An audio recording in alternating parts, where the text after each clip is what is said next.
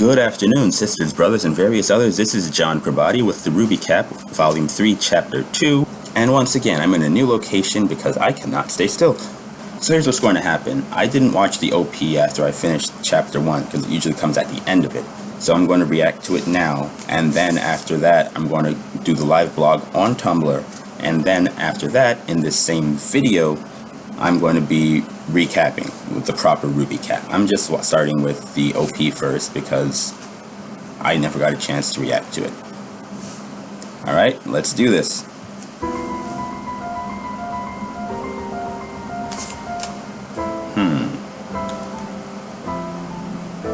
This is nice and calm.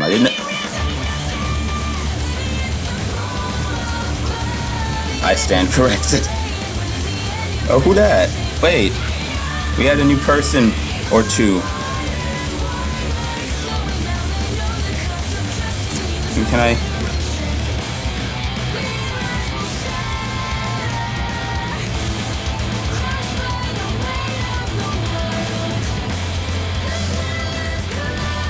Oh, and she and Adam, they're finally going, okay.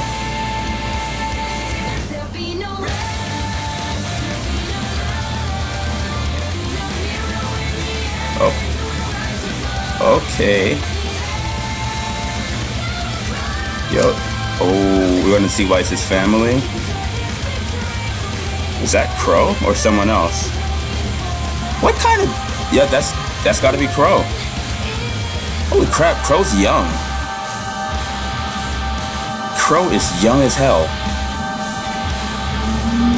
Aw, they're sad. Why are they sad?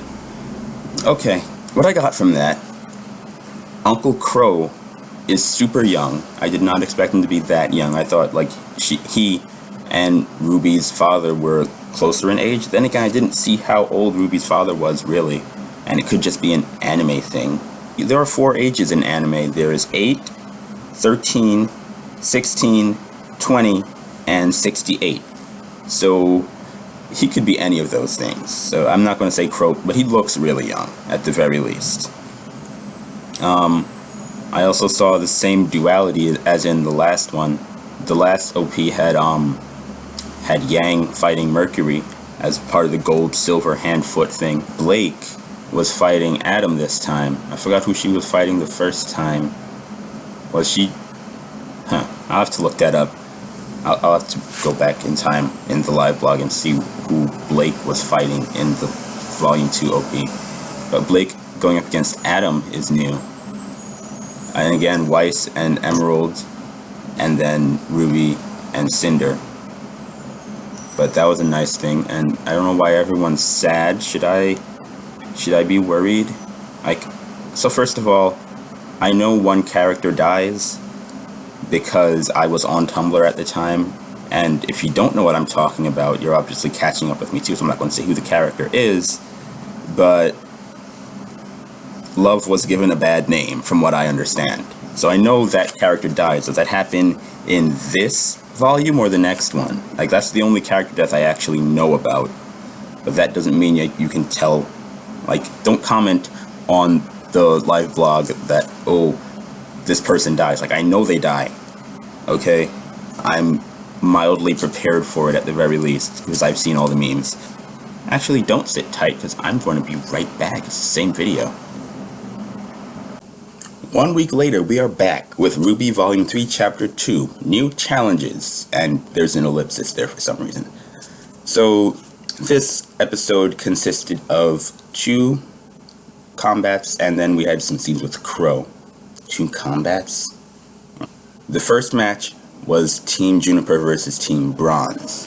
Now, questionable combat tactics here, because Team Bronze's strategy was for their sniper to go up into the convenient trees, and the other 3 would go do a 3v4 while the sniper picked off stragglers, basically.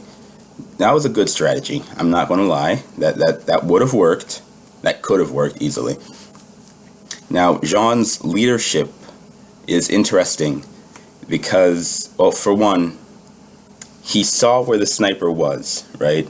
And then he calls a tactical retreat, which I get, and he discusses things, right? But while they're discussing, the other three members come and attack them. Ren gets super shocked by this one guy who has like a shock baton. But then Nora jumps in to save her not boyfriend yet. And it turns out her semblance is basically to be Static Shock. She can absorb and manipulate electricity, use it to increase her strength, yada yada yada. So she basically took the entire shock and blew him away. Luckily, Team Juniper's mountain side of the field came with a convenient lightning strike, which I'm not really going to question because the other team got convenient forest for their sniper. So Jean directs Nora up the mountain and then tells Ren to distract the sniper, which, first of all, take out the sniper first, then send Nora up the mountain. Is that not a better idea? But then, Ren's idea of distracting the sniper was to grapple with one of the guys and hold him in front, as if the sniper doesn't have 3 other targets to pick from, one of whom is literally climbing a mountain in sight range. Thankfully, Jean is able to propel Pyrrha into the air with his shield, and she blocks the shot and gets propelled way back. But Nora is able to get the electricity from the lightning strike and uses it to set the forest on fire, I believe. I think that's how it worked. So with Team Bronze on the run from the fire, Jean calls for a team attack, except they didn't work out team attack names, which is especially strange because they had time to work out a choreography for the school dance, and they never talked out, hey, these are our team attack combinations, we'll call them out like this. No? Okay. But Nora just smacks them all with the hammer at the end of the day. It was pretty funny because they were having this conversation about team names and why don't you listen to Jean, while the other team was just there, and they were all offended. It was hilarious. After the first fight, we cut to Crow, who is in the Crow bar having a drink. That's like 3 different puns. Okay? And is Crow Australian, or, remnant Australian, or is he just a drunk? The second fight is Team Sun versus Team Indigo. Team Sun is all dudes. There's Sun, there's Scarlet, there's Sage, and then there's Neptune. And Team Indigo is all ladies.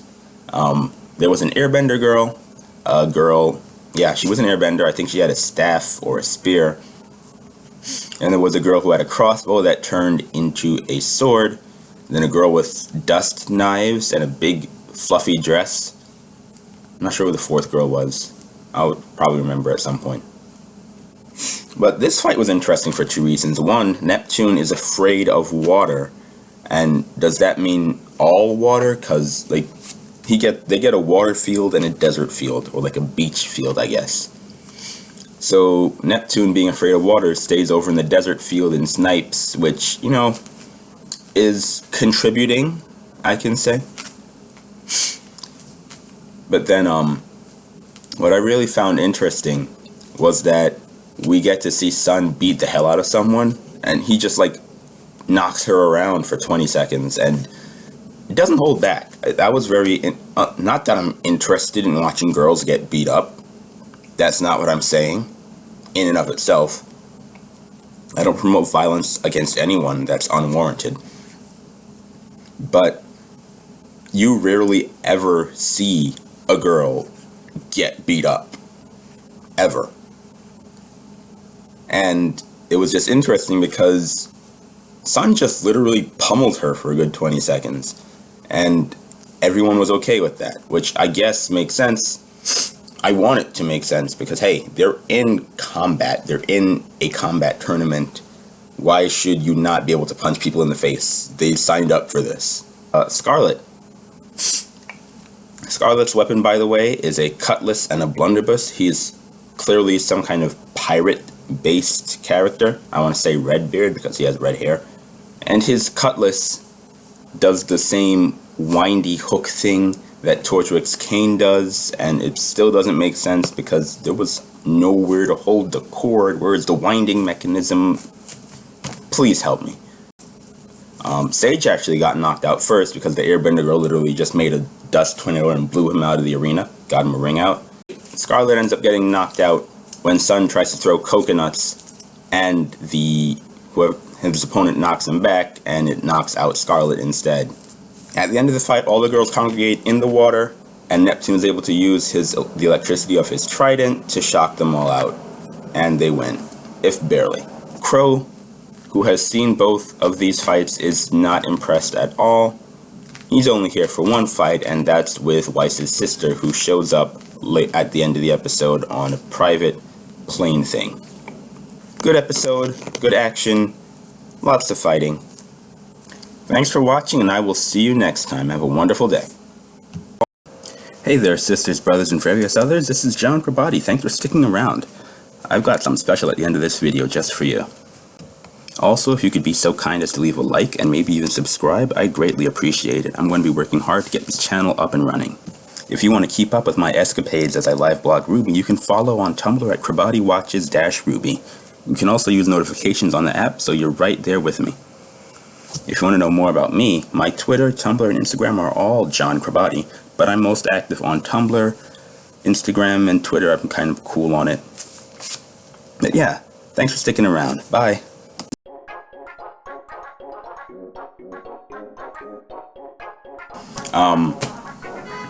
What's that saying? One was between Team Juniper and Team Bronze. The other one was between... Jesus Christ. Sun, Scarlet, Sage, Neptune, Sun. Team Sun, Scarlet, Sage, and Neptune. Sun. Wait, the second fight. Oh boy. I have to sneeze.